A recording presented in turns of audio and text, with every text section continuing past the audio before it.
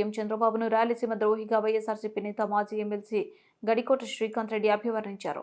శ్రీభాగ్ ఒప్పందాన్ని తుంగలో తొక్కారంటూ మండిపడ్డారు. ఆయన తాడేపల్లిలోని వైఎస్ఆర్సీపీ కేంద్ర కార్యాలయంలో మీడియా సమావేశంలో మాట్లాడుతూ హైకోర్టు ఏర్పాటును అడ్డుకుని బెంచ్ని చేస్తానంటడం సరికాదన్నారు. ఆయన తలపెడుతున్నాడు. 1-2 కాదు, చరిత్ర ఎప్పుడు క్షమించని విధంగా, రాయలసీమ ప్రజల యొక్క మనోభావాలు దెబ్బతినే విధంగా, భవిష్యత్తులో రాయలసీమ ప్రజలు కోలుకోని విధంగా దెబ్బతీస్తున్నటువంటి వ్యక్తి గౌరవ చంద్రబాబు నాయుడు గారు.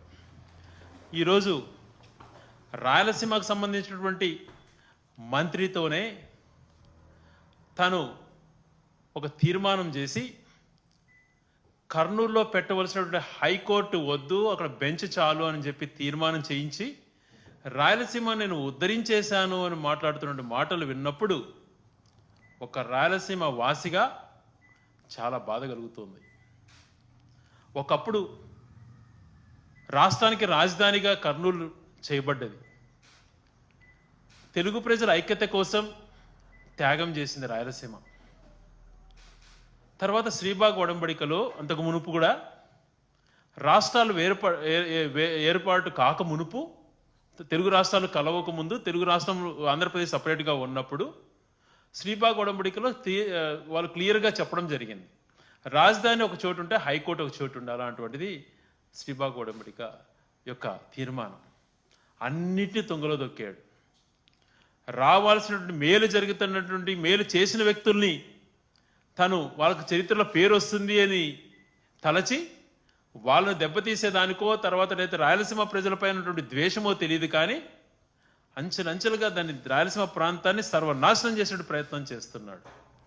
ఈరోజు హైకోర్టు పెడుతుంటేనే ఏముంటాయి, 4 టేబుల్ వేస్తారన్న మాట మాట్లాడావు. మరి బెంచ్ ఇస్తే ఆ 4 టేబుల్ కూడా ఉండవు కదా చంద్రబాబు నాయుడు గారు. ఎందుకు మీరు ఇంత ద్రోహం తలపెడుతున్నారు?